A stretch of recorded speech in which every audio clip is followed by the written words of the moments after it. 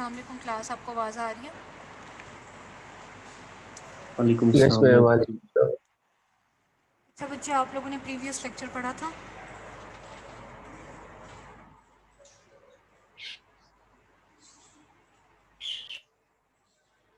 हम्म? बच्चे, आप लोगों को क्वेश्चन हो?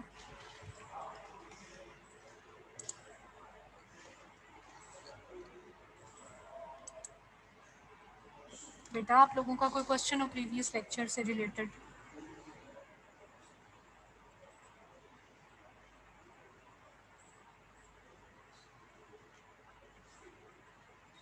बच्चे, आप लोग हाँ या ना में जवाब दे सकते हैं क्या? लाइक कितनी बार मुझे पूछना पड़ेगा, उसके बाद आप जवाब देंगे?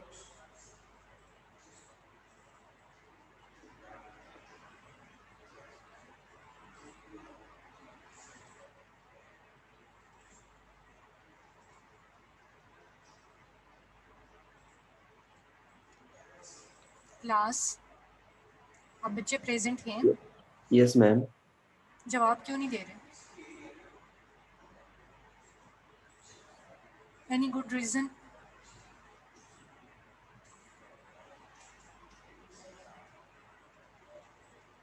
अफनान जाहिद, आपको आवाज़ आ रही है?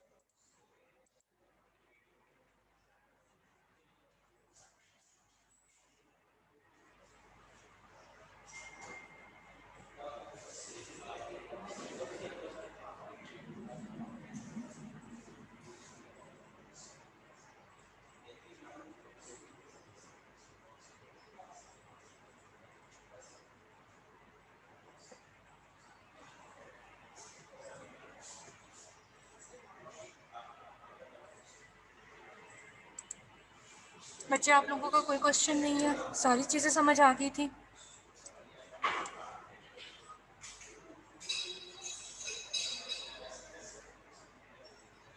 Yes ma'am. ठीक है, फिर आज का हम इंशाल्लाह लेक्चर स्टार्ट करते हैं। That is all about MRI signal generation. That कि हमारे पास कैसे जो है वो MR सिग्नल जनरेट होता है और कैसे जो है वो हमारे पास जो है वो इंफॉर्मेशन जो है वो लेके आता है। ठीक है, आज हम इसकी बेसिक्स पढ़ेंगे। ठीक है, उसके बाद जो है हम ये MR सिग्नल वर्क कैसे कर रहा है, दैट इज़ अबाउट TETR। ठीक है, T1 वेटेड इमेज क्या होती है, T2 वेटेड इमेज क्या होती है हमारे पास। उसके बाद जो है वो सिग्नल जनरेशन पढ़ने के बाद जो है वो हम we will learn about the हम जो है वो इसके सीक्वेंसेस पढ़ेंगे। ठीक है, आफ्टर कंप्लीशन ऑफ सीक्वेंसेस जो है वो हम रीजनल हमारे की तरफ जो है वो मूव करेंगे। ठीक है, so the basic principles about the MRI signal के जो है वो हमारे पास 4 basic steps are involve in getting an MRI image. That is about placing the patient in the magnet. ठीक है, हमने जो है वो MR बोर में जो है वो पेशेंट को प्लेस करना है। Sending radio frequency pulse by the coil. ठीक है, हमने जो है वो रेडियो फ्रिक्वेंसी पल्स को जो है वो सेंड करना है। Receive signals from the patient by coil.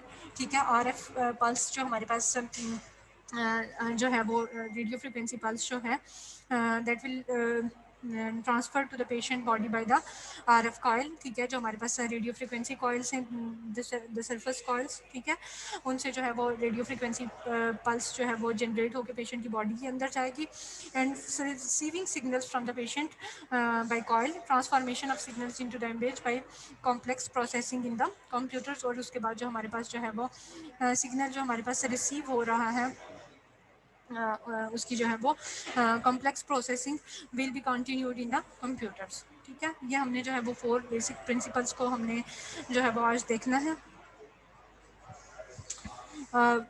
यही हमारे पास जो फिनोमिना मैंने आप लोगों के साथ अभी जो है वो जो डिस्कस किया वही उसी की जो है वो एक डायग्रामेटिक इमेज है, ठीक है। हमारे पास जो है वो पेशेंट को दिखाया गया है, ठीक है। हमारे पास this is the MR whole MR system, ठीक है। मैग्नेटिक बोर के अंदर जो है वो पेशेंट को जो है वो हमने लटाया हुआ है, ठीक है। ट्रांसमिट करना है रेडियो फ्रिक्वेंसी पल्स को, रिसीव करना है और उस वो जो रिसीव हो रही है हमारे पास जो सिग्नल्स जो रिसीव हो रहे हैं उसको हमने जो है वो ऑन जो है वो हमने मॉनिटर पे देखना है after the construction of the image, ठीक है। सो अगेन जो है दिस इज़ अ वार्निंग कि जो है वो अगर आप लोग अपने माइंड फोकस नहीं रखेंगे, गौर से नहीं सुनेंगे, तो आप लोगों के लिए जो है वो मुश्किल हो जाएगा चीज़ों को कैप्चर करना, उनको देखना और हम लोग आगे कंटिन्यू नहीं कर सकते, हम सीक्वेंसेस नहीं पढ़ सकेंगे अच्छे से, हम जो है वो सिग्नल जनरेशन अच्छे से नहीं पढ़ सकते जब तक हमें जो है वो बेसिक्स का पता नहीं होगा, ठीक है। हम बेसिक्स जब तक बेसिक्स पे ग्रिप नहीं होगी तो हमारे लिए जो है वो कॉम्प्लेक्स जो आगे जो अपकमिंग फिजिक्स है उसको पढ़ना हमारे लिए that will be very difficult, ठीक है। सो हम बेस से स्टार्ट करते हैं कि वो बच्ची कायनात अर्शद प्रेजेंट है,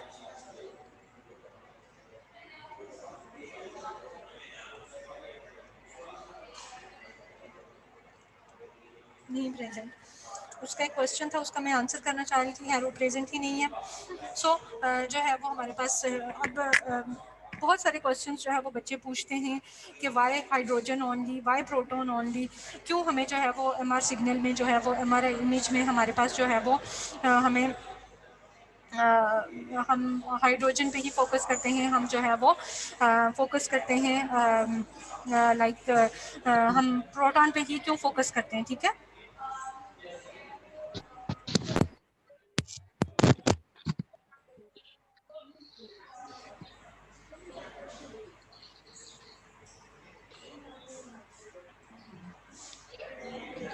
मैम क्योंकि हाइड्रोजन हमारी बॉडी में है इस वजह से हम यूज करते हैं। अच्छा बच्चे स्टार्ट करते हैं। Oxygen, hydrogen, carbon and nitrogen constitutes 96% of the human body mass, ठीक है। हमारे पास जो है ऑक्सीजन, हाइड्रोजन, कार्बन और नाइट्रोजन ने ह्यूमन बॉडी का जो है वो 96% मास जो है वो कंस्टिट्यूट किया हुआ है, ऑक्यूपाई किया हुआ है। Most of the mass of the human body is oxygen, ठीक है। हमारे पास जो है ह्यूमन बॉडी का ज़्यादा जो मैस है that depends upon the oxygen and most of the atoms in the human body are the hydrogen atoms. जो हमारे पास ह्यूमन बॉडी के अंदर जो मोस्ट ऑफ द एटम्स हैं वो हमारे पास हाइड्रोजन एटम्स हैं। अब इस पॉइंट को आपने फोकस करना है कि मैस जो ह्यूमन बॉडी का मैस है that depends upon the oxygen and जो हमारे पास एटम्स हैं, मैस और एटम दोनों जो है वो डिफरेंट चीज़ें हैं, ठीक है। तो हमारे पास जो है ह्यूमन बॉडी में हाइड्रोजन एटम्स ज़्यादा है and mass of the human body is depends upon the oxygen, ठीक है। And average 70 kg adult human body contains approximately 3 multiplied by 10 power 27 atoms of which 67% are hydrogen atoms, ठीक है। तो एक जो है वो नॉर्मल 70 kg अगर एक ह्यूमन बॉडी है तो उसमें जो है वो हाइड्रोजन एटम्स विल बी 67%, ठीक है। ये हमारे पास एक नॉर्मल जो है वो रेंज है हाइड्रोजन एटम्स की ह्यूमन बॉडी, ठीक है। Why hydrogen, why proton? Hydrogen is the simplest element with atomic number of 1 and atomic weight of 1। अब हाइड्रोजन का हमारे पास जो है सिंपलेस्ट जो है ये हमारे पास एटम है और इसका जो है वो एटॉमिक नंबर और atomic weight is 1 when in ionic state hydrogen it is nothing but a proton, ठीक है। जब आयनिक स्टेट में है हाइड्रोजन, ठीक है, उसमें हमारे पास जो है हाइड्रोजन को हम क्या कंसीडर करते हैं, in ionic state it is a proton, ठीक है। अब क्वेश्चन क्लियर हो गया कि why hydrogen and why proton, कि हम एक तरफ तो हाइड्रोजन एटम की भी बात कर रहे हैं और फिर हम जो है वो प्रोटॉन का जिक्र भी कर रहे हैं। क्या ये दोनों चीज़ें जो है वो सेम है या ये दोनों चीज़ें जो है वो डिफरेंट हैं? क्लियर है? Yes ma'am. यस मैम ये 2 नंबर लाइन दोबारा रिपीट करें, व्हेन आयनिक स्टेट। जी बच्चे, कभी भी किसी भी एलिमेंट की जो है वो स्टेट्स जो है वो हमारे पास एक स्टेट नहीं होती। There is no constant state of any element in the body, ठीक है। There are different states of the elements, ठीक है। तो वी आर जो हम जो पढ़ रहे हैं that is about the ionic states, ठीक है। तो हम जो है आयनिक स्टेट में आगे आपके जो है हमारे पास फर्दर भी ये चीज़ क्लियर हो जाएगी कि व्हाट इज़ आयनिक स्टेट, ठीक है। तो फिलहाल आप ये अपने माइंड में रखें कि कभी भी किसी भी एलिमेंट की जो है वो एक स्टेट नहीं रहती, कोई भी कांस्टेंट स्टेट नहीं होती, उनकी स्टेट्स जो है वो चेंज होती रहती हैं। अली हसन अपना माइक म्यूट करें, ठीक है। So the hydrogen atoms are present in abundance in the body water and hydrogen gives the best and most intense signal among all nuclei. तो हमने जो है वो पीछे पढ़ा कि हमारी बॉडी में जो है वो डिफरेंट कार्बन भी है, हाइड्रोजन भी है, नाइट्रोजन भी है, डिफरेंट हमारे पास हमारी बॉडी में जो है वो एलिमेंट्स हैं। तो जो हमारे पास अबंडेंस में है वो हमारे पास जो है वो हाइड्रोजन है और अपनी जो है वो सिंपलेस्ट फॉर्म की वजह से ये हमारे पास और अपनी अबंडेंसी की वजह से जो है ये हमें क्या करता है कि मोस्ट इंटेंस सिग्नल जो है वो अमंग द ऑल न्यूक्लियाई जो है ये हमें प्रोवाइड करता है। Proton is not only positively charged but also has magnetic spin wobble, ठीक है। प्रोटॉन जो है H positive is the ionic state of the hydrogen, ठीक है। इट मीन्स दैट जो हमारे पास हाइड्रोजन एटम है दैट इज़ पॉजिटिवली चार्ज्ड, ठीक है। अगर पॉजिटिवली चार्ज है तो we will consider the hydrogen atom as a proton but has also has a magnetic spin. लेकिन उसकी क्या है, वोबल है, मैग्नेटिक स्पिन है। जैसे एक टॉप की जो है वो स्पिन होती है, एक लट्टू जो घूमता है उसकी जो है वो स्पिनिंग मोमेंट को जो है हम वोबल कहते हैं, वोबल कर रहा है। दैट इज़ जो है हमारे पास एक पॉजिटिव चार्ज में हाइड्रोजन एटम जो है उसकी एक मैग्नेटिक स्पिन होगी। MRI utilizes this magnetic spin property of the protons of hydrogen to elect the images। तो MRI क्या करता है कि इस magnetic spin property of protons को जो है वो यूज़ करता है ऑफ हाइड्रोजन इमेजेस को जनरेट करने के लिए। एसेंशियली ऑल MRI और जी मैम। हाइड्रोजन, बेटा एक सेकेंड, एसेंशियली ऑल MRI और हाइड्रोजन और प्रोटॉन इमेजिंग जो है हमारे पास जितनी भी एसेंशियल MR इमेजिंग है that depends upon the hydrogen और प्रोटॉन। जी बेटा आप बोल रहे हैं। मैम हाइड्रोजन जो है हमारे पास इसलिए भी हम कह सकते हैं क्योंकि हाइड्रोजन मैक्सिमम है हमारी बॉडी में अबंडेंस ऑफ वाटर और फैट की वजह से, जी जिसकी वजह से हम ज्यादा यूज करते हैं इसमें। बेटा तो ये पॉइंट यहीं पे लिखा हुआ है, आप ऊपर अगर गौर से पढ़ें तो मैं ये चीज़ जो है वो रिपीट कर चुकी हूँ, ठीक है। सो हमारे पास जो है जैसे हम लोगों ने बात की कि हमारे बॉडी में जो है वो डिफरेंट न्यूक्लियाई हैं, ठीक है, और डिफरेंट एलिमेंट्स हैं, ठीक है। जो बॉडी मैस में, बॉडी वेट में जो है वो अपना रोल प्ले करते हैं, ठीक है। उसमें जो है वो carbon, fluorine, phosphorus, nitrogen, oxygen and sodium, इनकी डिफरेंट जो है वो हमारे पास वैल्यूज़ भी आ रही हैं, ठीक है। तो हमारे पास they all are active MRI nuclei, ठीक है। Due to unpaired proton of nuclei of these elements they act as tiny magnets. अब इसकी हमारे पास they all are odd in numbers, ठीक है। अगर आप देखो तो ये जितने भी हमारे पास MR एक्टिव न्यूक्लियाई हैं वो सारे के सारे ऑड नंबर्स में हैं, odd numbers of the protons. अब वो जो ऑड नंबर्स ऑफ प्रोटॉन्स हैं उनका जो है वो दे ऑल आर अनपेयर्ड, ठीक है। उनका कोई भी पेयर नहीं बन रहा और वो जब उनका कोई भी पेयर नहीं बन रहा they all act as tiny magnet. समझ आ गई है?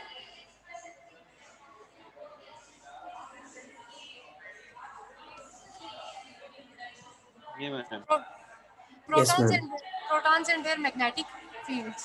Every proton has a single positive charge and protons spin around a central axis, ठीक है। एवरी प्रोटॉन, हर एक प्रोटॉन का जो है सिंगल पॉजिटिव चार्ज है, उसकी एक स्पिन है, दैट स्पिन जो है उसका एक सेंट्रल एक्सिस के अराउंड जो है वो स्पिनिंग कर रहा है, ठीक है। जैसे अर्थ जो है वो स्पिनिंग कर रही है अराउंड द एक्सिस, इसी तरह से जितने भी हाइड्रोजन आइटम्स हैं they all have positive charge, ठीक है। पॉजिटिव चार्ज उनके पास कब तक है, जब तक कि उनकी बॉडी जब तक कि उन पे कोई एक्सटर्नल मैग्नेटिक फील्ड अप्लाई नहीं हो रही, ठीक है, और वो अपने एक्सिस में जो है वो स्पिन कर रहे हैं। This spinning charge is essentially a small current, ठीक है।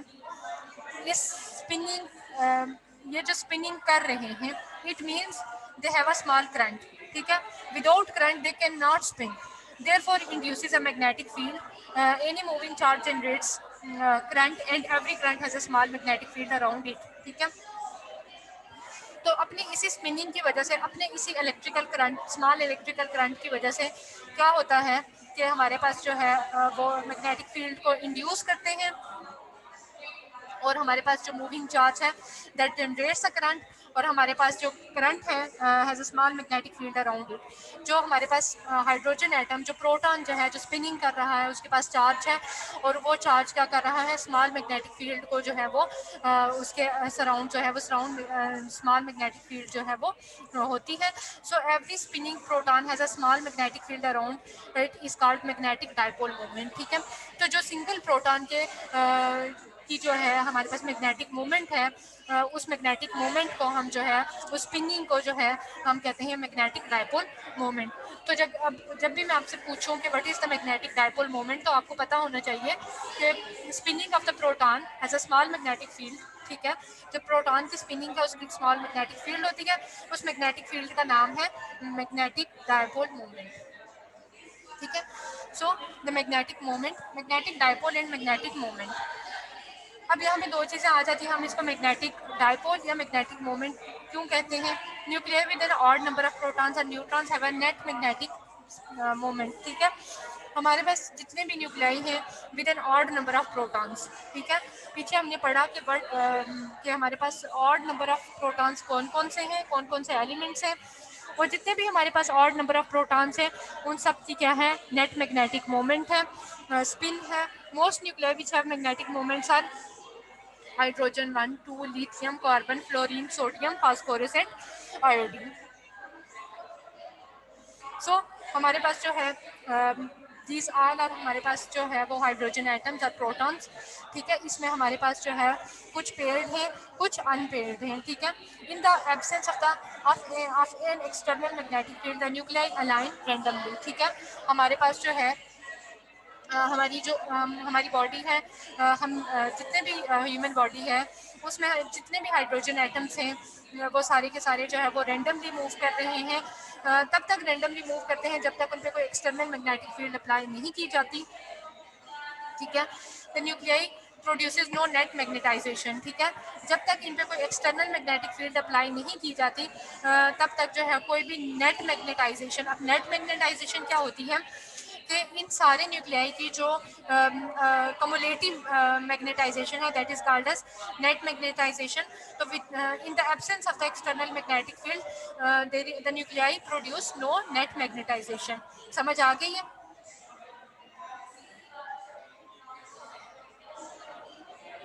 क्लास अगर आपने यस मैम। रिस्पॉन्स नहीं करना तो मैं यस मैम, आ गया। ऐसे ही पूरा लेक्चर पढ़ के मैं चली जाऊंगी, लेकिन बाद में मुझसे मत पूछिएगा कि ये चीज़ क्या है और हमें समझ नहीं आई।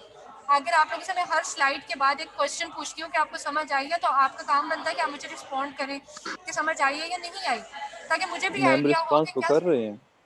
बेटा एक या दो बेटे के रिस्पॉन्स से मुझे कैसे पता चलेगा कि पूरी जो क्लास प्रेजेंट है कितने लोगों की, 52 लोगों की। इसका मतलब है कि सिर्फ एक या दो बच्चे को समझ आ रही है, बाकी सारी क्लास या तो सोई हुई है या उसको समझ नहीं आ रही। मैम आ रही है समझ। Like in the start of lecture मैंने कितने लोगों का नाम लेके उनसे पूछा but they did not respond. फिर नेक्स्ट हम ऐसा कर लेते हैं कि आप ऐसे ही सोए रहा करें, मैं लेक्चर पढ़ के चली जाया करूँगी, और आपको समझ आती है या नहीं आती मैं पूछूंगी ही नहीं, ठीक है। और इस सबके रिस्पॉन्सिबल आप खुद होंगे अपने अपने इस एटीट्यूड की वजह से।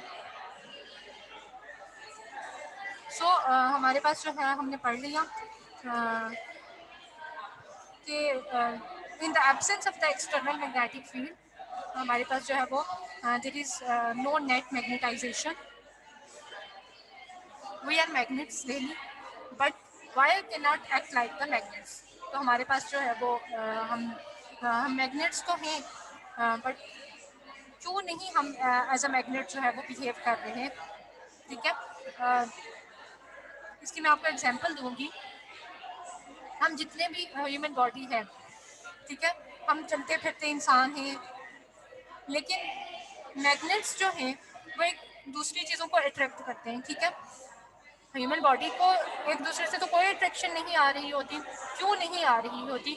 उसका ये आंसर है the protons hydrogen ions in the body are spinning in a haphazard fashion and cancel all the magnetism that is over natural state. ठीक है, तो हम अगर तो ये जो है वो कैंसिल आउट ना हो रही हो मैग्नेटाइजेशन, तो फिर तो जैसे मैग्नेट एक चीज़ को अपनी तरफ अट्रैक्ट करता है, हर चीज़ एक दूसरे के साथ टकराना शुरू कर दे तो सारा सिस्टम ही कोलैप्स हो जाए.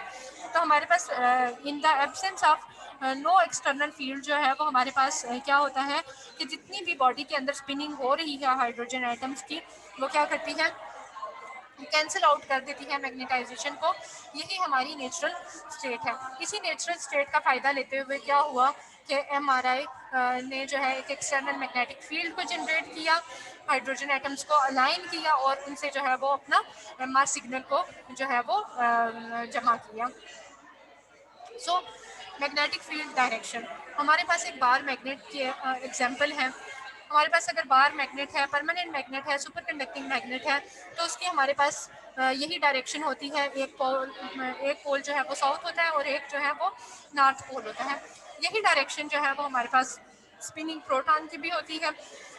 एक इसका भी हमारे पास नॉर्थ पोल होगा और साउथ पोल होगा. ठीक है, तो मैग्नेटिक मूवमेंट जो है अपने एक्सिस पे जो है वो जब प्रोटॉन जो है वो अपने एक्सिस पे मूव कर रहा है, स्पिन कर रहा है, यहाँ से अगर ये जो है इस एक्सिस से इसने अपने पॉइंट से स्टार्टिंग पॉइंट लिया और यहीं पे एंड कर रहा है, that is called as the angular momentum. ठीक है, समझ आ गई है कि एंगुलर मोमेंटम क्या होता है? Yes ma'am.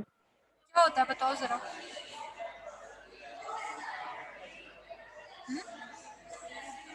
बताओ बच्चे, शाबाश. मैम, ये जो एंगुलर मोमेंटम है, ये आपने बताया कि ये जो सर्कुलर स्पिन होता है उसको कहते हैं. कोई और बच्चा बताए जिसको समझ आई है. मैम अपने एक्सिस के अराउंड जो सर्कुलेट करता है उसको. बेटा, we have multiple of hydrogen atoms in our body. ठीक है, अब ऐसा नहीं हो सकता कि एक दूसरे के एक्सिस में, हर एक का अपना एक एक्सिस होता है. ठीक है, हर एक की अपनी एक प्लेस होती है. वो उसी के ही जो है वो उसी अपने ही एक्सिस के सराउंड जो है वो मूवमेंट करता है, अपने एक्सिस से जो है वो बाहर नहीं जाता. ठीक है, तो जो अपने ही एक्सिस के अराउंड जो उसकी मूवमेंट होती है that is called as angular momentum. इसको अगेन जो है वो ज़रा ज़्यादा एलोबरेट करके हम अभी पढ़ते हैं, लेकिन एक सेकंड के लिए जो है मैं आपको ज्वाइन करती हूँ.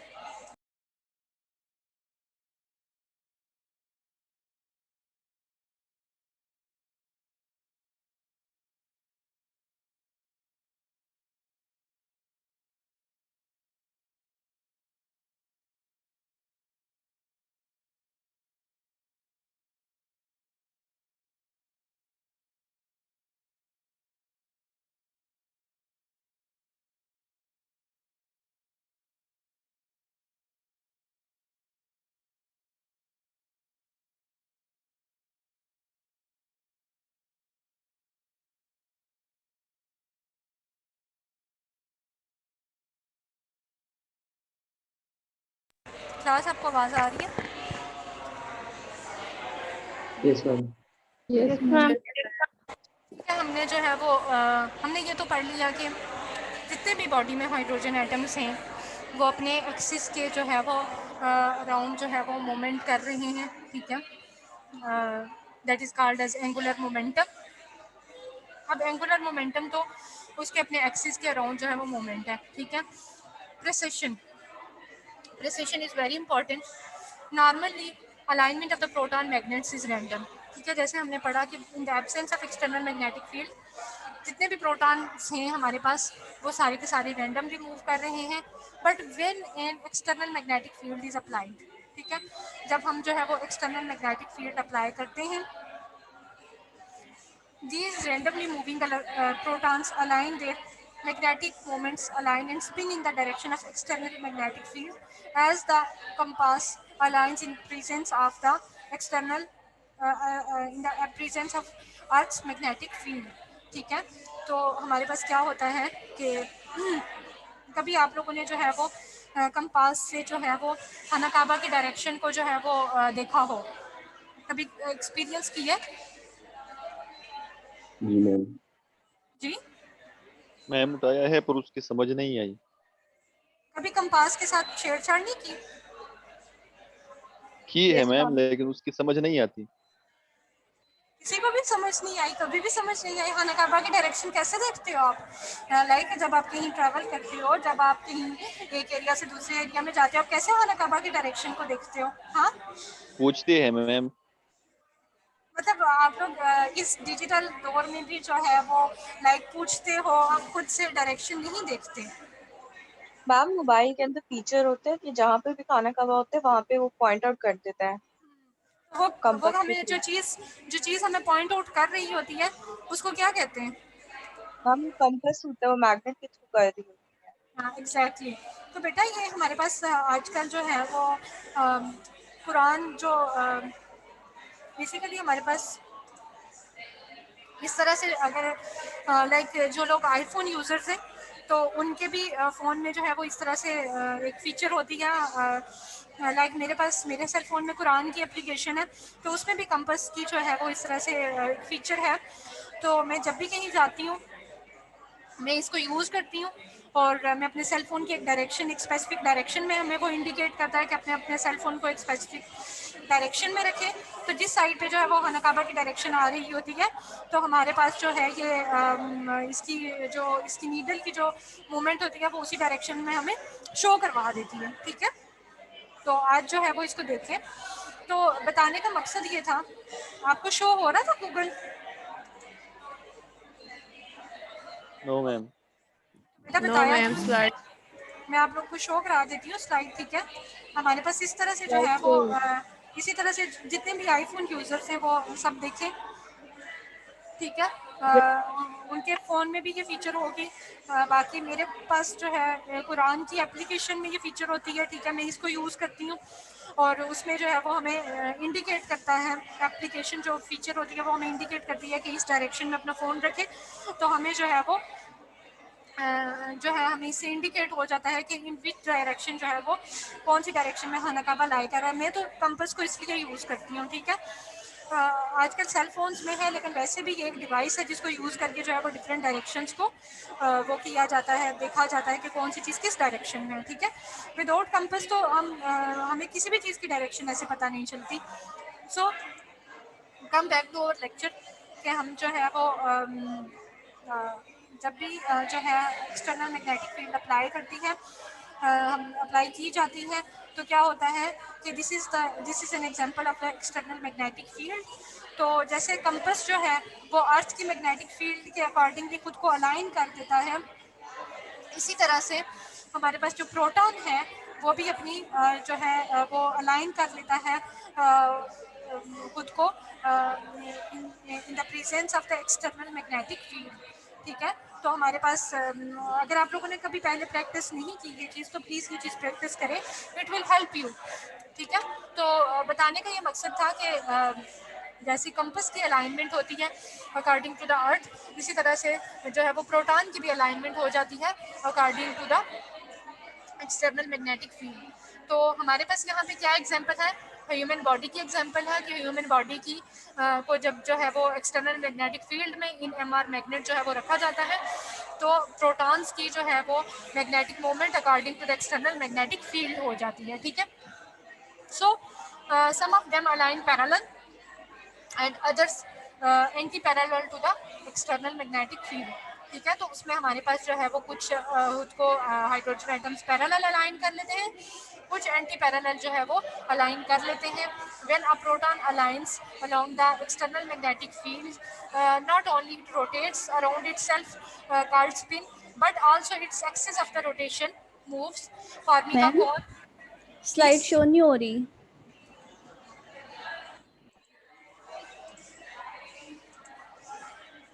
So हम कहाँ पे थे? So when a proton aligns along the external magnetic fields, not only it rotates around itself called spin, but also its axis of the rotation moves, forming a cone. This moment of axis of rotation of a proton is called the precession. तो मैंने आपसे पिछली slide में ये बात discuss की कि हमारे पास जो प्रोटॉन है वो अपने एक्सिस के अराउंड जो है वो स्पिन कर रहा है. That is called as angular momentum. अपने एक्सिस के अराउंड मूवमेंट कर रहा था, लेकिन यहाँ पे क्या हुआ कि यहाँ पे हमने उसको एक्सटर्नल मैग्नेटिक फील्ड के अंदर रख दिया. अब वो अपने एक्सिस के अराउंड भी मूव कर रहा है, लेकिन वो क्या कर रहा है कि वो उसकी जो स्पिनिंग है वो क्या है, वो अकॉर्डिंग टू द जो है वो एक्सटर्नल मैग्नेटिक फील्ड है, वो जो उसका एक्सिस है, वो जो उसकी फील्ड है उसको उसने कौन शेप में जो है वो बनाया है, और वो कितनी फ्रीक्वेंसी के साथ जो है अपने एक्सिस के अराउंड मूव कर रहा है, उसकी जो मूवमेंट है उसकी फ्रीक्वेंसी क्या है, उसकी स्पीड क्या है, that is called as precision. तो समझ आई है या नहीं आई?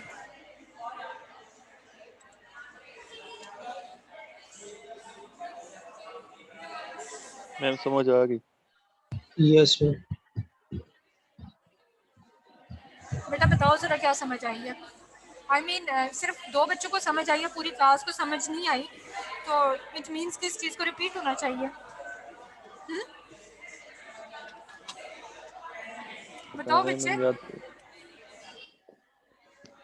मैम अगर अपने एंगुलर मोमेंटम कर रहा है अपने एक्सिस के अराउंड, ठीक है, तो वो तो एंगुलर मोमेंटम है. लेकिन अगर एक्सटर्नल उसको हम अप्लाई करें मैग्नेटिक फील्ड, और वो उसमें जो है ना एक कोन शेप बनाता है, और उसकी जो फ्रीक्वेंसी किस फ्रीक्वेंसी से वो स्पिनिंग कर रहा है, किस स्पीड से स्पिनिंग कर रहा है, उसको जो है ना प्रिसिशन कहते हैं. उसको हम जो है हम हमारी जो लाइक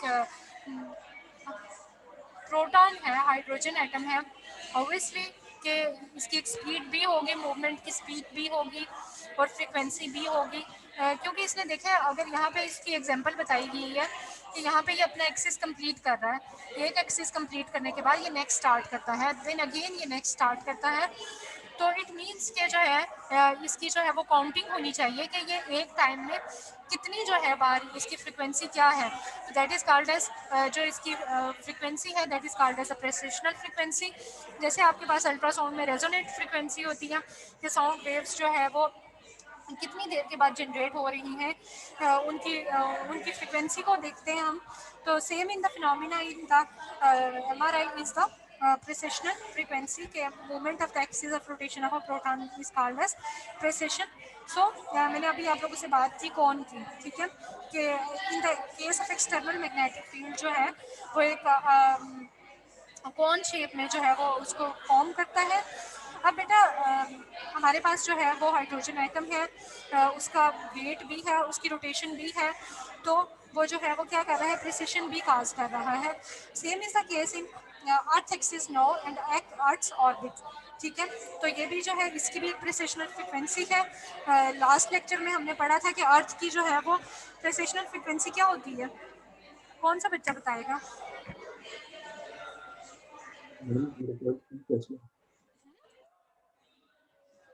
आवाज नहीं आ रही. मैम 0.5 गॉस थी. ठीक है, तो हमारे पास जो है वो लाइक हम जो फ्रीक्वेंसी कैलकुलेट करते हैं, इसी तरह से हाइड्रोजन एटम्स की भी फ्रीक्वेंसी को कैलकुलेट किया जाता है. This is the nucleus of the hydrogen atom. ठीक है, this is the nuclear dipole moment, ये इसकी न्यूक्लियर डायपोल मोमेंट थी. अब क्या हुआ कि न्यूक्लियर डायपोल मोमेंट तो हमने पढ़ ली कि डायपोल जो उसकी स्पिनिंग है that is called as dipole, nuclear dipole moment या मैग्नेटिक मोमेंट. ठीक है। अब ये अपने एक्सिस के रोटेशन ऑफ द न्यूक्लियस जो है कि अपने एक्सिस के अराउंड जो है वो रोटेट कर रहा था।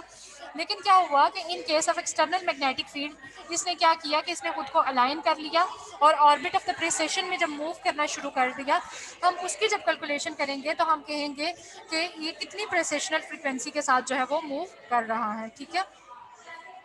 So, in detail, the precessional frequency, the number of the precession of a proton per second is called the precession. ठीक है, कि एक प्रोटॉन एक सेकंड में कितनी बार जो है वो प्रीसेस करता है, उसकी क्या फ्रीक्वेंसी होती है, it is measured in hertz.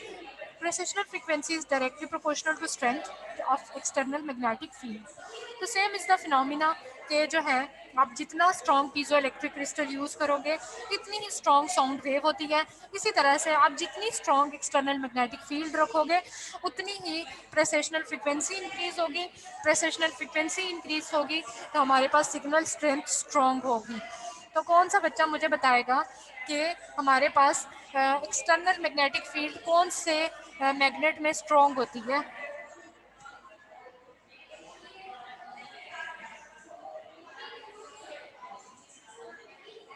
Ma'am super conducting magnets में। एग्जैक्टली, सुपर कंडक्टिंग मैग्नेट्स में जो है वो हमारे पास स्ट्रॉन्ग जो है वो मैग्नेटिक फील्ड होती है।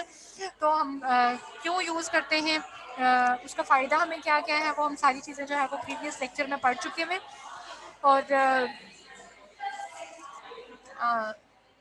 उसकी इंपॉर्टेंस क्या है, उसके एडवांटेजेस क्या हैं, वो भी हमने देखे हैं। So stronger the external magnetic field higher is the frequency. तो बेटा यहाँ तक किसी को कोई मसला या कोई चीज़ समझ ना आई हो? आ गई मैम समझ। सबको समझ आ गई है? Yes ma'am. Yes ma'am. तो अब बेटा हमने ये तो बात कर ली कि हमने जो है वो उसको एक्सटर्नल मैग्नेटिक फील्ड में जब रखेंगे उसका एक्सिस चेंज होगा, उसकी मोमेंट को हम जो है वो काउंट करेंगे, उसकी मोमेंट की काउंटिंग को जो है हम प्रेसेशनल फ्रिक्वेंसी कहते हैं। लेकिन अब हमने ये देखना है कि एक्सटर्नल मैग्नेटिक फील्ड को हम डिनोट किस चीज़ से करेंगे, उसको शो किस चीज़ से करेंगे। ठीक है, वो हमारे पास जो एक्सटर्नल मैग्नेटिक फील्ड जो होती है दैट इज़ बी नॉट। ठीक है, इसका एक पूरा फार्मूला होता है जो हम अगली स्लाइड्स में जो है वो देखेंगे। The nuclei align in one of the two positions depending upon the energy state. ठीक है, तो हमारे पास जो है न्यूक्लियाई की जो है वो दो पोजीशंस होती हैं, that is according to the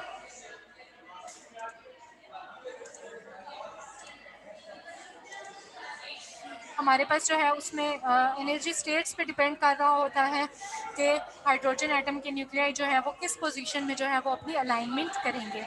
so low energy nuclei align with the field in parallel position, high energy nuclei align against the field in anti parallel position.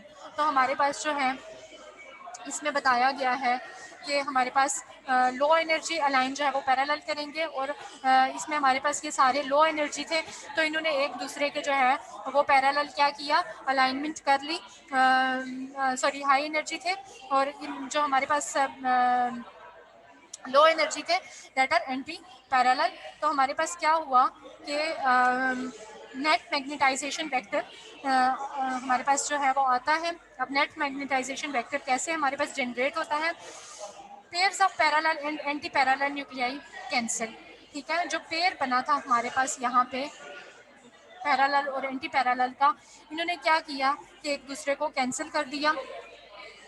The magnetic moment of the unpaired nuclei create a sum effect called the net magnetization vector. तो हमारे पास जो unpaired जो protons रह गए थे उन्होंने क्या किया, ऑब्वियसली जितने भी हमारे पास हाई एनर्जी लो एनर्जी जो है वो प्रोटॉन्स थे उनकी अपनी स्पिनिंग थी, उनका अपना चार्ज था, उनकी अपनी प्रेसेशनल फ्रिक्वेंसी थी। तो उनकी जो मैग्नेटिक मोमेंट को जब हमने सम अप किया तो हमारे पास जो चीज़ जो वैल्यू आई उसको हमने नेट मैग्नेटाइजेशन वेक्टर कहा। Only the unpaired nuclei participate in the MR signal. तो हमारे पास यही जो sum up net magnetization vector होगा यही रोल प्ले करेगा in the formation of MR signal. तो बेटा क्लियर है? मैम रिपीट कीजिएगा प्लीज। किसी को भी समझ में नहीं आया? No ma'am. जरवा आपको समझ आई है? यस मैम, थोड़ी बहुत। जरा इसको डिफाइन करें। मैम आपने बताया कि हमारे पास जो प्रोटॉन्स होते हैं कुछ हाई एनर्जी लेवल पे होते हैं, कुछ न्यूक्लियाई और कुछ लो एनर्जी लेवल पे न्यूक्लियाई होते हैं। तो जो हाई एनर्जी लेवल वाले होते हैं वो इकट्ठे अलाइन हो जाते हैं, लो एनर्जी वाले अलहदा पैरेलल अलाइन हो जाते हैं, और हाई एनर्जी वाले जो हैं वो एंटी पैरेलल अलाइन हो जाते हैं। उसके बाद जब ये अलाइन हो जाते हैं तो पेयर्स बन जाते हैं। तो हाई लेवल और लो लेवल वाले जो पेयर्स बने वो एक दूसरे की स्पिनिंग मूवमेंट को कैंसिल आउट कर देते हैं, और पीछे जब हमारे पास अनपेयर्ड न्यूक्लियाई बचते हैं उनकी स्पिनिंग मूवमेंट जो है ना वो बेसिकली नेट मैग्नेटाइजेशन वेक्टर कहलाती है। हम लोग उसको यूटिलाइज कर रहे होते हैं लास्ट में। Again we will go to our slide number this one. ठीक है, इसमें हमारे पास आपको जो पर्पल कलर में जो है वो कुछ हाइड्रोजन आइटम्स शो हो रहे हैं, कुछ आपको पिंक जो है उसमें शो हो रहे हैं। इनके ऊपर कोई भी मैग्नेटिक फील्ड को अप्लाई नहीं किया गया। ठीक है, अब क्या हुआ कि हमारे पास बी नॉट, मैंने आपको बताया कि हमारे पास एक एक्सटर्नल मैग्नेटिक फील्ड होती है, इसको डिनोट करते हैं बी नॉट से। यहाँ पे हमारे पास जो है वो बी नॉट को शो किया गया है। ठीक है, अब हुआ ये, इट मीन्स यहाँ पे बी नॉट को अगर शो किया गया है तो इसका मतलब है कि हमने इन हाइड्रोजन एटम्स पे जो रैंडमली मूव कर रहे थे उन पे क्या किया, उन उसको बी एक्सटर्नल मैग्नेटिक फील्ड उन पे अप्लाई की। उसके अप्लाई करने के बाद क्या हुआ कि हमारे पास कुछ जो है वो लो एनर्जी प्रोटॉन्स थे, कुछ हाई एनर्जी प्रोटॉन्स थे। हमें क्या ज़रूरत पड़ी थी कि हम कुछ को पर्पल और कुछ को पिंक शो करें। ये सिर्फ इनकी एनर्जी स्टेट्स को जो है वो शो करने के लिए बताया गया था। ठीक है, तो अगर आप जो है वो एमआर की बुक देखें, जो एमआर मेड इजी है, तो उसमें जो है वो ह्यूमन बीइंग की एग्जांपल दी गई है। ठीक है, तो उसमें जो है वो डिफरेंट ह्यूमन बीइंग्स को दिखाया गया है। उसमें जो है कुछ की अलाइनमेंट जो है वो अपवर्ड कर दी जाती है और कुछ की अलाइनमेंट जो है वो डाउनवर्ड कर दी जाती है। तो उसमें डिनोट ये किया जाता है कि जो हाई एनर्जी जो ह्यूमन बीइंग्स थे उनके अलाइनमेंट जो स्ट्रॉन्ग थे वो अपवर्ड है, और जो जिनका जो है वो सर जो है वो नीचे की तरफ है और पाँव ऊपर की तरफ है, इट मीन्स के they have low energy state. ठीक है, तो हाई एनर्जी स्टेट में लो एनर्जी स्टेट के साथ यहाँ पे पेयर बन रहा था, तो इसको कैंसिल आउट कर दिया और हमारे पास दो अनपेयर्ड इलेक्ट्रॉन्स रह गए। अब ये जो हमारे पास दो अनपेयर्ड इलेक्ट्रॉन्स रह गए हैं इनकी स्पिनिंग है, इनका नेट मैग्नेटाइजेशन वेक्टर है, इनकी मैग्नेटिक डाइपोल मोमेंट है, तो उसको क्या कहते हैं हम, that is net magnetization vector. और यही नेट मैग्नेटाइजेशन वेक्टर जो है वो एमआर सिग्नल में पार्टिसिपेट कर रहा है। अब बताएं।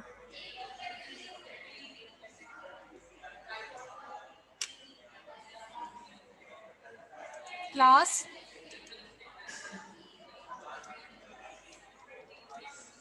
जी मैम। अभी भी समझ नहीं आई? जी मैम आ गई है। मैम आ गई है। समझ आ गई मैम। क्या समझ आई है? कौन सा बच्चा इसको जो है वो समराइज करेगा?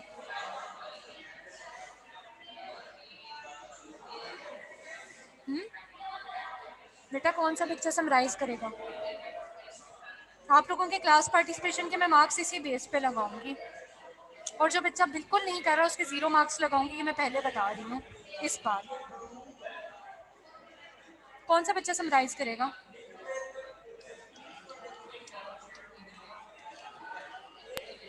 मैम इसमें हमारे पास बेसिकली ये है कि जो नेट मैग्नेटाइजेशन वेक्टर है वो बेटा बेसिकली पूरा काम समराइज इसे करने का ये मतलब ऐसे होता है कि होता आप है। पूरा, अली हसन, समराइज करने का ये मतलब होता यस है मैम।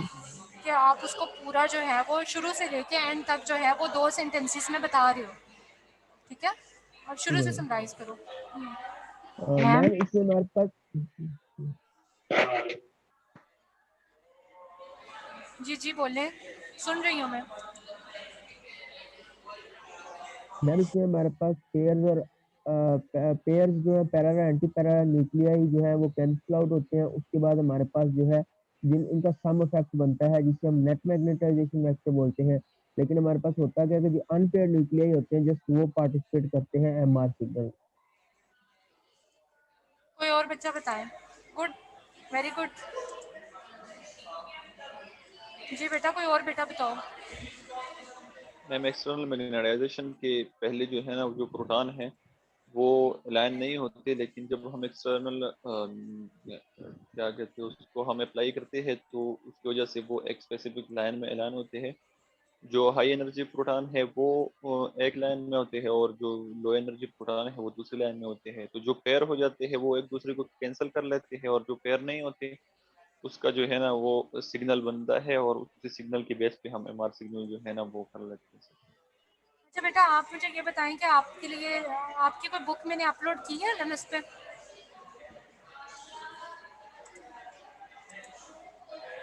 बेटा हम मैंने फिलहाल MRI तो की लेक्चर ही देखे, बुक तो नहीं देखा हमने, शायद हो। चले में इंशाल्लाह जो है वो मैंने इसमें एडिशन भी कर दिया है। जो है आप लोगों की आसानी के लिए लेक्चर शो हो रहा है ना, ठीक है। यस इसमें मैम। जी ma'am. This is an example of external magnetic field bar magnet.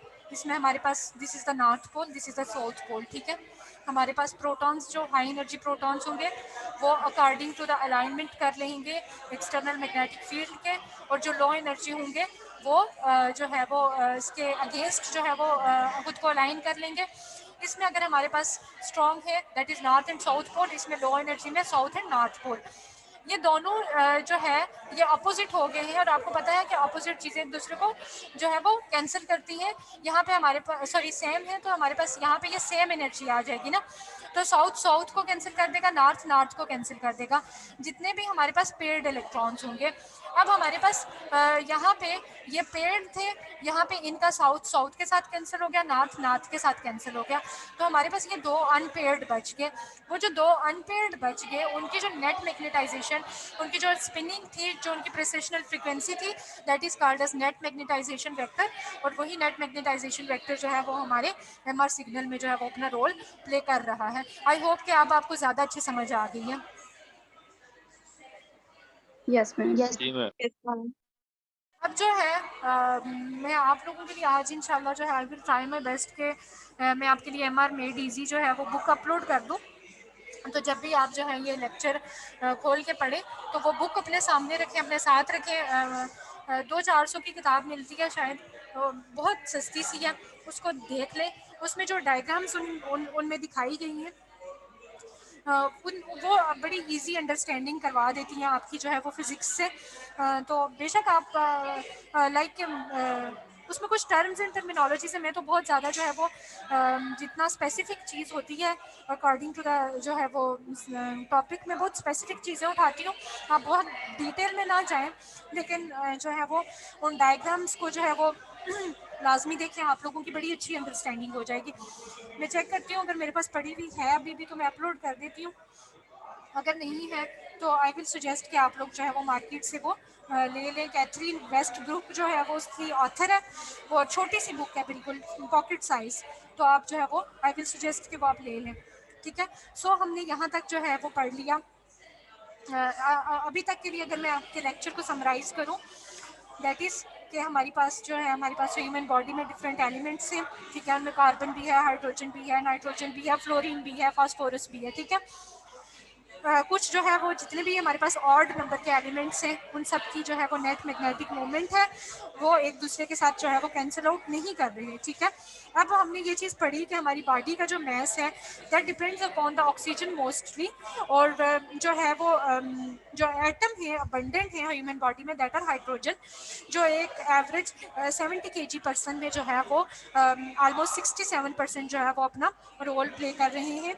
सो हमारे पास जब भी हम जो without the presence of net magnetic field जो है ह्यूमन बॉडी के अंदर जितने भी हाइड्रोजन एटम्स हैं 67% वो रेंडमली मूव कर रहे हैं। वो रेंडमली मूव करने के साथ क्या हो रहा है कि एक दूसरे के साथ अपनी मूवमेंट्स को कैंसिल आउट कर रहे हैं। अब जब हम जो है वो ह्यूमन बॉडी को एक्सटर्नल मैग्नेटिक फील्ड में B0 में प्लेस करते हैं तो कुछ हाई एनर्जी और कुछ लो एनर्जी जो है वो अपने आप को अलाइन कर लेते हैं according to the external magnetic field.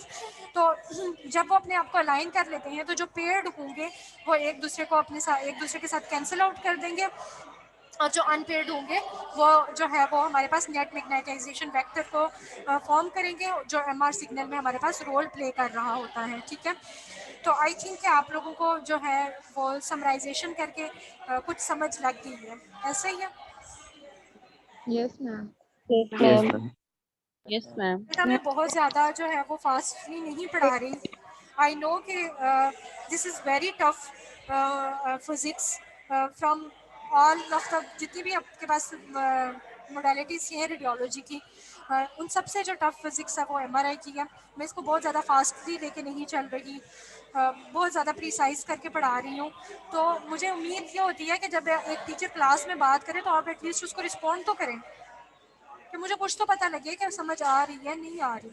ठीक है, तो आज स्टार्ट के लेक्चर में मैंने 10 बार आप लोगों से एक चीज़ पूछी, आप लोगों ने मुझे रिस्पॉन्ड नहीं किया। दैट वाज ऑल अबाउट कि आपको प्रीवियस लेक्चर की समझ आई थी या नहीं आई थी, या किसी को कोई क्वेश्चन हो तो मुझसे पूछ ले ताकि हम आगे चलें और आपको पीछे की चीज़ें भूलती ना जाएं। तो आज के लिए ये काफ़ी है या मैं नेक्स्ट करवाऊँ?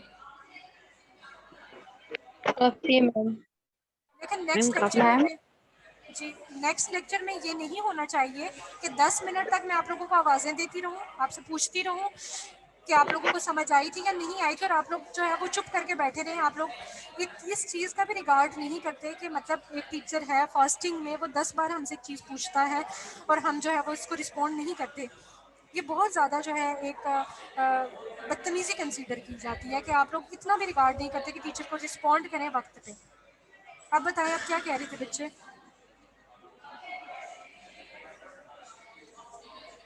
बेटा कोई क्वेश्चन पूछ रहे थे आप? पूछे। मैम आपने जैसे बताया कि जो जी बेटा पूछो। कोई और भी पूछ रहा है। मैम आपने बताया ना कि अनपेयर्ड न्यूक्लियाई जो है वो पार्टिसिपेट कर रहे होते हैं एमआरआई सिग्नल में, तो मैम ये हमारी बॉडी में ज्यादा होंगे पेयर्ड की निस्बत? नो, दे आर नॉट, मतलब कि वो ज़्यादा नहीं होंगे। ठीक है, मैंने ये हरगिज़ नहीं कहा कि ज़्यादा है। ठीक है, हमारे पास अनपेड जितने भी होंगे they will play their role. ठीक है, हमारे पास यहाँ पे मैंने आपको 4 की एग्जांपल दी है। ठीक है, बुक अगर आप देखो, दो बुक में जो है वो 10 पैरेलल हैं और 10 एंटी पैरेलल हैं। बहुत ज़्यादा एग्जांपल्स दी गई हैं। ये इसका हरगिज़ ये मतलब नहीं है कि they are more in our body. ठीक है, हमारे पास ये तो हरगिज़ कंसीडर नहीं किया जाता कि जो है वो ये ज़्यादा थे तो इसलिए इन्होंने सिग्नल प्ले किया। हम ये देखते हैं कि हाउ मेनी आर पेयर्ड। ठीक है, उन पे हम एक्सटर्नल मैग्नेटिक फील्ड कितनी अप्लाई कर रहे हैं और उनकी नेट मैग्नेटाइजेशन वेक्टर क्या है। अभी जो है ये लेक्चर ख़त्म नहीं हुआ, ये आप नेट मैग्नेटाइजेशन वेक्टर पढ़ोगे, प्रिसिशन इन जो है एक्सटर्नल मैग्नेटिक फील्ड पढ़ोगे, ये सारी चीज़ें पढ़ोगे तो आपको फर्दर जो है वो चीज़ें क्लियर हो जाएंगे। इट्स नॉट अबाउट द जो है वो quantity, it's about the quality. ठीक है, हमने ये नहीं देखना कि जो है वो अनपेड की क्वांटिटी कितनी है, वी विल सी कि अनपेड की क्वालिटी कितनी है। ठीक है, और ठीक किसी है का मैम। कोई क्वेश्चन?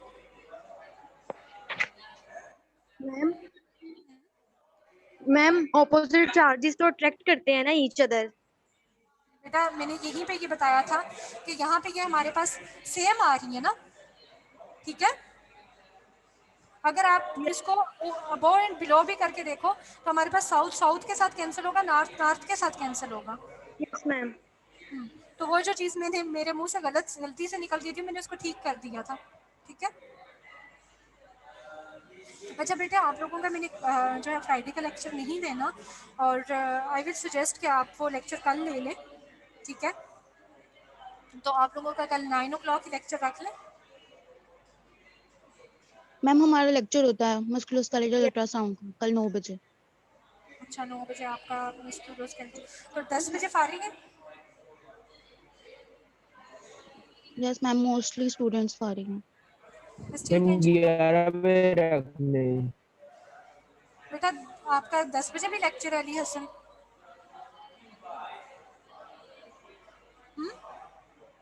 मेरा मैम कोई लेक्चर नहीं है। जी जी बेटा दोबारा बोलें, क्या कह रहे हैं? मैम कुछ स्टूडेंट्स का कल 10 बजे भी है और मैम कुछ मेरा तो कोई नहीं है लेक्चर। 10 बजे कितने बच्चों का लेक्चर है?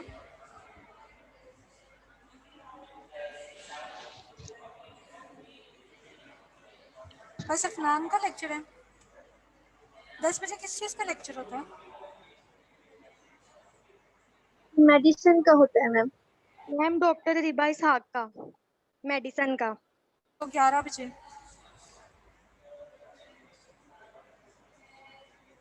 11 बजे कितने बच्चों का लेक्चर है? मैम 11 बजे रख लें फिर आप। ठीक है बेटा, इंशाल्लाह जो है वो हम 11 से 12 जो है वो लेक्चर आपका रखेंगे। और इस लेक्चर को आज पढ़ लीजिएगा ताकि आप लोगों का जो है वो रिमेनिंग लेक्चर आप लोगों को ज़्यादा अच्छे से समझ आए। जी मैम मेरा प्रीवियस लेक्चर में से एक क्वेश्चन है। एक्चुअली मैंने लेट क्लास ज्वाइन की थी 5 मिनट्स, क्योंकि हमारी पिछली क्लास और थी। पूछ लूँ? पूछे। मैम हमने सुपर कंडक्टिंग मैग्नेट्स में पढ़ा था that the result in high signal to noise ratio. तो मैम उसको एक दफा एक्सप्लेन कर दें। एक्सप्लेन कर देती हूँ।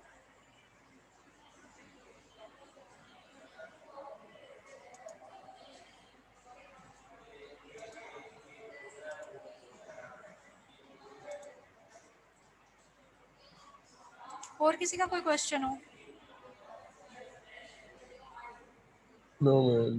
No ma'am. No ma'am. बेटा आप लोगों का जो है मैंने लेना है आफ्टर ईद आप लोगों का क्विज, और उसके लिए जो है वो रेडी रहिएगा।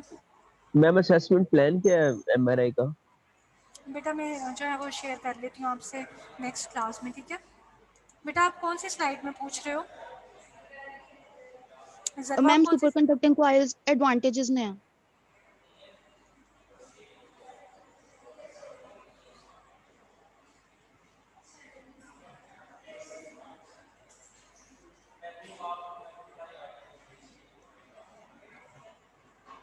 मैम पीछे था एडवांटेजेस में। एडवांटेजेस पीछे लिखी हुई थी, ये जी वाली? मैम। ठीक है। Yes high ma'am. Field strength. बेटा हमने क्या कहा कि जब भी फील्ड स्ट्रेंथ कम होगी तो हमारे पास सिग्नल क्या अच्छे से रिसीव होगा। फील्ड स्ट्रेंथ कम होने से क्या होगा कि हमें सिग्नल अच्छे से रिसीव नहीं होगा। हमारी जो सिग्नल की स्ट्रेंथ है दैट विल बी लो, और जितनी भी लो स्ट्रेंथ होगी इसमें हमारे, हम ये नहीं कहते कि हमें जो है वो लो, जैसे हम एक्सरेज में डोज लिमिट कर देते हैं, ठीक है? एक्सरे में हमारे पास क्या होता है कि हमने डोज को कम करना होता है। क्यों कम करना होता है?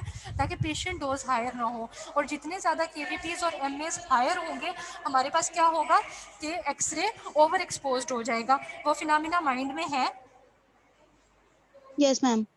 अब क्या हुआ कि हमने इस पूरी फिजिक्स में क्या पढ़ा, इस पूरे लेक्चर में क्या पढ़ा? हमने ये पढ़ा कि we need high field strength. हमें क्यों हाई फील्ड स्ट्रेंथ चाहिए? हमने क्यों सुपर कंडक्टर्स को यूज़ किया? हमने सुपर कंडक्टर्स को इसलिए यूज़ किया क्योंकि हमें मैग्नेटिक फील्ड की स्ट्रेंथ हाई चाहिए थी।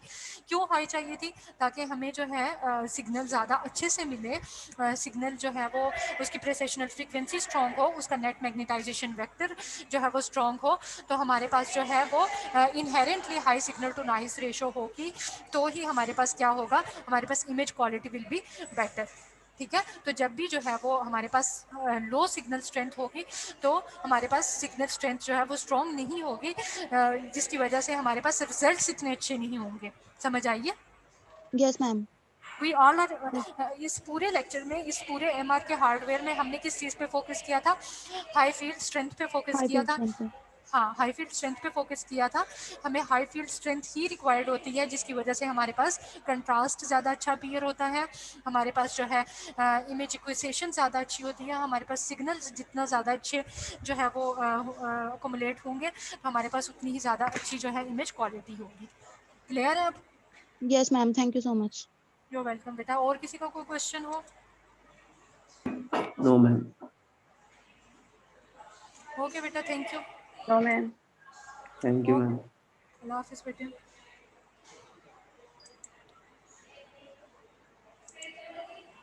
अल्लाह हाफिज।